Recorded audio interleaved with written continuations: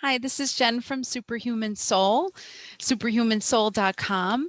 And I just want to go over how to build your seat for a meditation. So there's really so many options. You can sit up against a wall. You can use the assistance of props. So don't feel like there's a right or wrong way to do it. It's just more about finding a comfortable position for you to be able to sit and be still.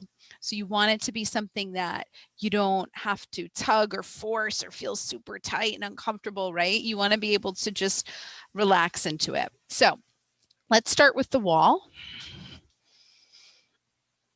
That sometimes is the most accessible, right? And if your space, you don't have a wall that's right near you, you can use a couch, you can use a piece of furniture, right? You could sit like this if this is the most comfortable position for you. You can rest your arms here on your thighs, back up nice and tall. And you could drop into your meditation right here. Another option, especially for people that have tight hips, my husband uses this, is legs out nice and wide and you lean against the wall, right? And so this might just make it a little bit more accessible for you to drop into stillness. If you're not sure if you have tight hips or not, then go ahead and try to sit cross-legged or try to sit in butterfly, bringing the soles of the feet together. And you'll notice my knees come up a little bit, right? Indicating a little bit of tightness in my outer hips. And so if your knees are rising up a lot, then that's indicating to you that you probably have some tightness in your outer hips as well. And that is likely just a result of other activities that you do. And it's really super common. And that's why you can feel free to use these other options. There's no one specific way that you have to sit. Now, if you want to come away from the wall, you can use those same options, right? You could start here or here, right? Whatever is comfortable. This might be a little challenging to maintain over time if you don't have a wall, just because it requires some engagement here. So you might opt for legs out wide. And they don't have to look like this, right? Wherever it is in your body that puts you in a position where you can sit up and be still, not with no effort, because we're not just collapsing over, but not with intense effort either. Okay, and then another great option, one of my favorites, is sitting up on something. So you can sit up on a block, you can sit up on a pillow. This is a meditation pillow. You don't need a meditation pillow. Any pillow will work, but this is like nice and firm and up kind of high. And so whether it's a pillow or a block, you can sit down on it, position your legs here. That's beautiful. Position your legs cross-legged. Also beautiful, right? Whatever kind of works. If you have the range of motion from sitting up on something to allow the knees to point downward a little bit, then what that'll do is it'll take some pressure out of the hip crease here, right? And it'll be more comfortable for you to maintain over time. So if you can do that, go ahead and give that a try.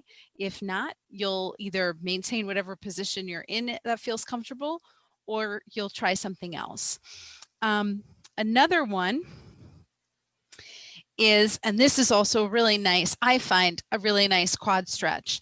So you can use the pillow, but a regular pillow sometimes is too low. So I will show you this with 2 blocks stacked up. Yoga blocks, you can buy them on Amazon, you can find them online in tons of places. So I take 2 yoga blocks, stack them up. You don't have to, but if you want to make it nice and soft and comfortable, you can take a blanket and then drape that over the 2 yoga blocks. And then you'll come to sit on your shins, right? And this is called a hero's pose, supported hero's pose. Bring the knees together or close-ish, right? And just figure it out. Find what feels comfortable for you. And there you go. So what this is doing is this is opening up my hip creases a little bit, starting to open up my quads a little bit.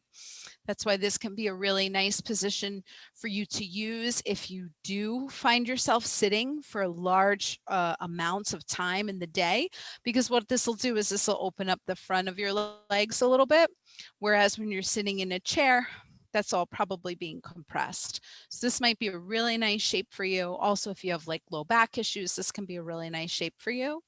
And for me, it's super comfortable. I can stay here for a very long time.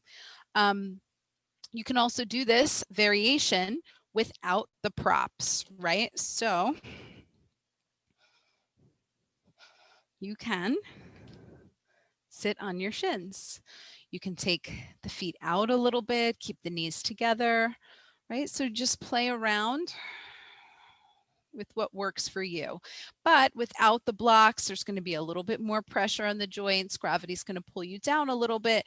So it might just be harder for you to maintain that over time. And then finally, if this stuff isn't working or you feel like it's hard for you to get down onto the floor and then back up, use a chair. And that's it. You just find a comfortable position in any chair, a chair preferred over, a couch or something like that, because the chair is firm and will help you to be alert and sit up tall. You can use the back of the chair, that kind of thing.